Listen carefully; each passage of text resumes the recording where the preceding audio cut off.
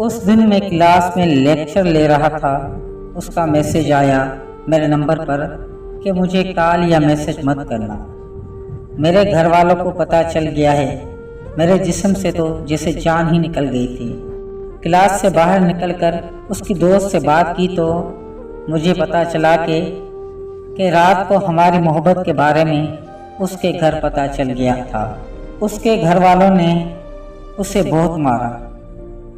उसके घर वालों ने उसका कॉलेज भी बंद कर दिया और उसका बाहर आना जाना भी। मुझे समझ नहीं आ रही थी कि मैं क्या करूं।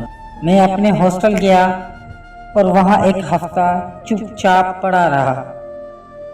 मेरा कुछ खाने को या कुछ करने को ज़रा भी दिल नहीं कर रहा था। इंतज़ार था तो बस उसके मैसेज का जो मुझे नहीं आया। फिर मैंने उसकी दोस्त से गुजारिश की तो वो उसके घर गई और उससे मेरी बात करवाई। वो मुसलसल रोई जा रही थी। वो तो सही से बात भी नहीं कर पा रही थी।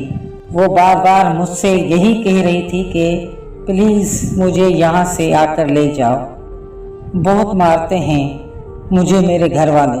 मुझे नहीं रहना यहाँ।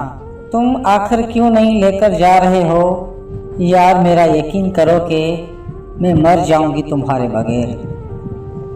फिर मैंने उसे समझाया कि तुम थोड़ा सब्र करो और अल्लाह की ज़ात पर यकीन रखो।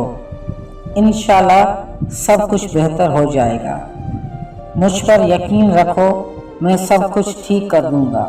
वो तो ऐसी मोहब्बत करती थी मुझसे, मैं आज तक समझ ही नहीं पाया कि वो आखिर क्यों बेवफा हो गई और कैसे मेरी आंखों के सामने किसी और की हो गई, जबकि उसे सब कुछ पता था कि अगर उसने और से शादी की तो मैं बर्बाद हो जाऊंगा।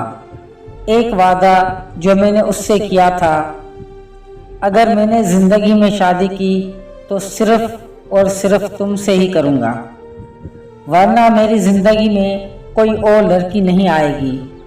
यही वादा अब मेरी ज़िंदगी का सबसे बड़ा सच बनकर रह गया और ज़िंदगी की आखिरी सांस तक उसका इंतज़ार मेरा नसीब है। ऐसी मज़ीद कहानियों के लिए मेरे चैनल को सब्सक्राइब करें। अपनी कहानियाँ मुझे इंस्टाग्राम पर भेजें।